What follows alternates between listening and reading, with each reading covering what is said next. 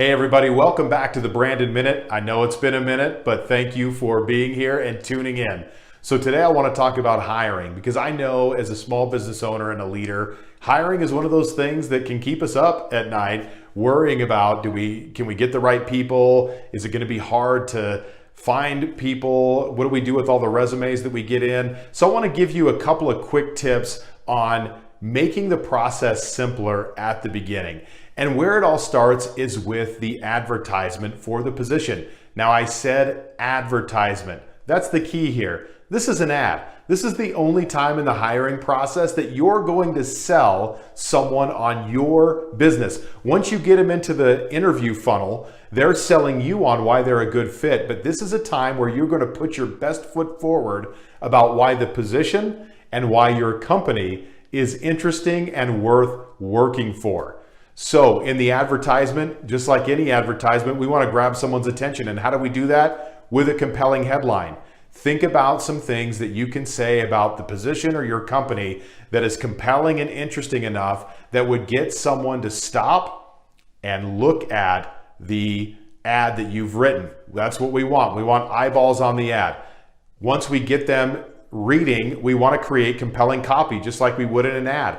Make sure that the copy is spread out, make sure it's easy to read, and make sure it paints a good picture of what it's like to work in your organization. A couple of things that I like to hit on in an advertisement is number one, what's cool about working for my company? What are the things that they may find interesting or nice in being a member of our team? The second part is, what is the problem that they solve? And give them a good idea of what kind of work that they'll be doing, what kind of problems they'll be solving in the organization. And as you do that, make sure that you demonstrate to them what kind of skills and abilities you're looking for in that role, because that's going to allow them to match up their own skills and abilities with the things that you're looking for. And the right candidate's going to see that, and they're going to feel like, okay, I'm a good fit.